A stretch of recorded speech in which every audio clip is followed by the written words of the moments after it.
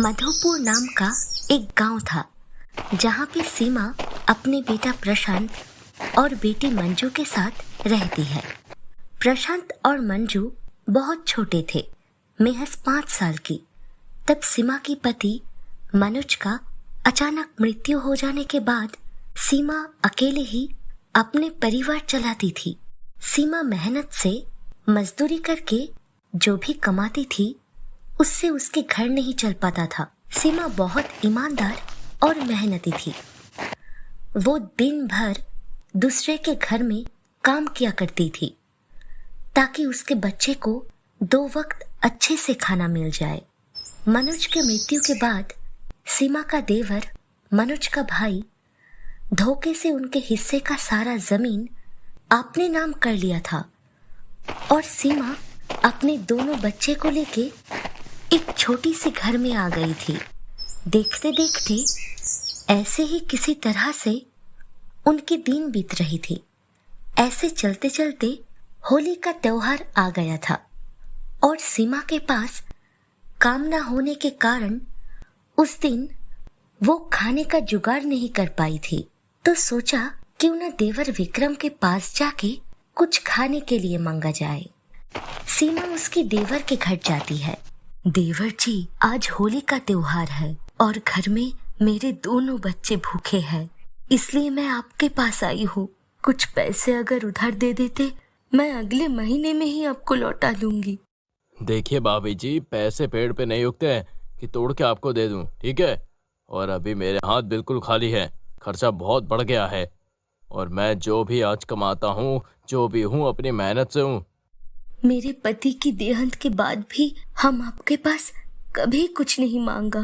आज मेरे बच्चे भूखे हैं, इस वजह से हम आपके पास आए हैं। मेरे पति का जमीन का हिस्सा कहाँ गया? बोलिए, मेरा हक है वो, उसका हिस्सा तो मुझे मिलना चाहिए कि नहीं? तेरी इतनी हिम्मत, तू मुझसे हिस्सा मांगने आई है? चुपचाप निकल जा यहाँ से, वरना मुझे निकालना आता है, समझ गई? सीमा दुखी होके वहां से चली आती है। उस रास्ते में एक छोटा जंगल था। आते आते सीमा को वहां एक बूढ़ा लकड़हारा नजर आता है जो अपना लकड़ी का गट्ठर लेके परेशान था। सीमा सोचती है, अगर मैं इनका गट्ठर ले जाने में मदद किया तो मुझे अगर कुछ पैसा दिया तो हम उससे बच्चों के लिए खाना लेके जा पाऊंगा। सीमा उस बूढ़े लकड़हारे को बोलती है, बाबा जी, मैं आपका गट्ठर आपके घर तक लेके जाऊं क्या? उसके बदले आप मेरा काम का जो भी दाम होगा वो दे देना। मुझे काम चाहिए था। ठीक है बेटी, लेके चलो इसको। वैसे भी बहुत भारी है ये मेरे लिए और मैं तुम्हें इस काम का अच्छा दाम भी दूंगा। मुझे कोई चाहिए था जो मेरे इन भारी लकड़ों को उठा के ले चले। कुछ दूर चलने के बाद सीमा उस बूढ़े लकड़हारे का कुटिया के सामने आती है और अपना काम का दाम मांगती है। बाबा जी, लो, आपका काम हो गया। अब अगर आप मेरा काम का दाम दे देते तो हम चले जाते। वो मेरा घर भी यहाँ से बहुत दूर है। बेटी, काम के बदले तो मैं तुम्हें दाम दे ही दूंगा, पर तुम इतनी चिंता में क्यों लग रही हो? कुछ कष्ट में हो क्या? हाँ बाबा, मैं अकेली हूँ। मेरे 2 छोटे छोटे बच्चे हैं। हम उनके खाने के तलाश में निकले थे, कहीं कुछ काम मिल जाए ये सोच के। पर कल तो होली है, इस वजह से मुझे कुछ काम नहीं मिला। आज अगर आप मुझे काम नहीं देते तो शायद आज मेरे बच्चे भूखे सोते। सीमा अपनी सारी बात उस बूढ़े लकड़हारे को बोलती है। उसकी बात सुन के लकड़हारा बोलता है, बेटी, आज हम तुम्हें तुम्हारे काम का दाम देंगे, पर हम जो देंगे वो तुम संभाल के रखना। देखो, यहाँ से कुछ दूर जाना, तुम्हें एक गुफा मिलेगी। उस गुफा में एक बहुत ही भूखा और बुरा हिरन होगा। तुम ये रोटियां लेके जाओ और उस हिरन को खिला देना और उस हिरन से तुम रोटी के बदले उसका गले की घंटी मांग लेना। सीमा उस बूढ़े लकड़हारे से रोटी लेके उस गुफा के अंदर जाती है और उस हिरनी को वो रोटियां खाने के लिए देती है। सीमा की रोटी खा के वो हिरणी अपनी परी रूप में आती है और बोलती है, रोटी के लिए धन्यवाद आपका और मेरी भूख मिटाने के लिए। बोलिए, आपको क्या चाहिए?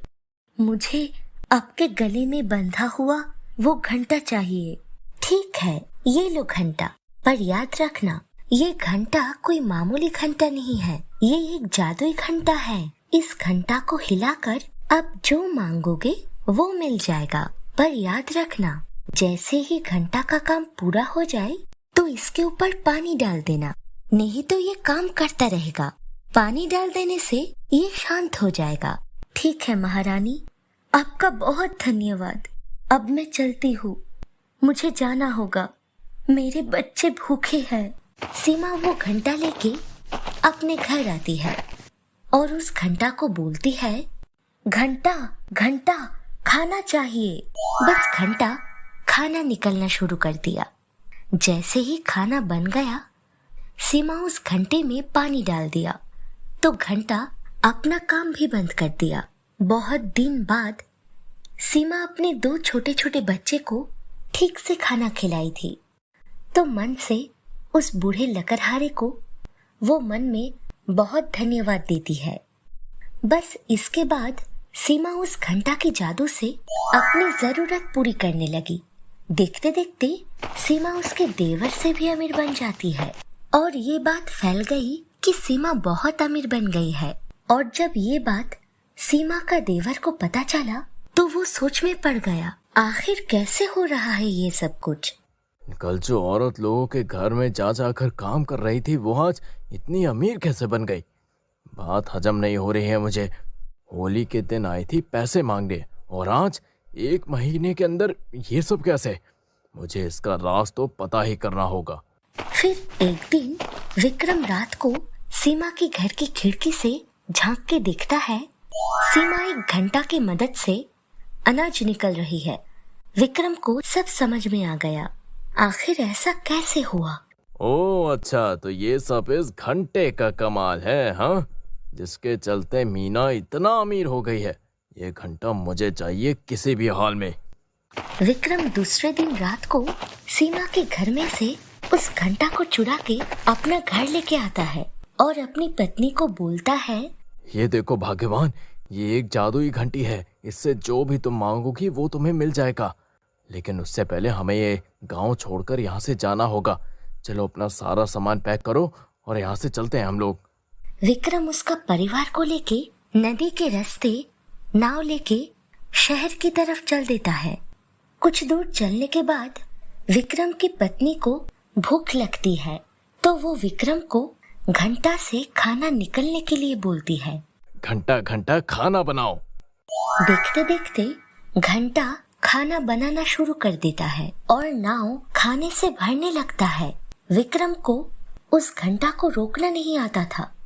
नाव खाना से इतना भर गया था कि अब नाव डूबने लगा। धीरे धीरे नाव पानी में डूब गया और लोभी विक्रम उसके लोभ के चलते पूरा परिवार को डुबा देता है। सीमा को घंटा खो जाने से दुख तो हुआ, पर सीमा बहुत मेहनती थी और वो उस घंटा के मदद से जो भी पाई थी वो उसके लिए काफी थी अपनी जिंदगी अच्छे से बिताने के लिए। दोस्तों, इस कहानी से हमें ये सीखने को मिलता है, किसी भी इंसान को लोभी नहीं होना चाहिए। अगर आपको हमारा ये कहानी पसंद आए है तो हमारे इस चैनल को सब्सक्राइब करना ना भूले, ताकि आप और भी मजेदार कहानी देख पाओ सबसे पहले।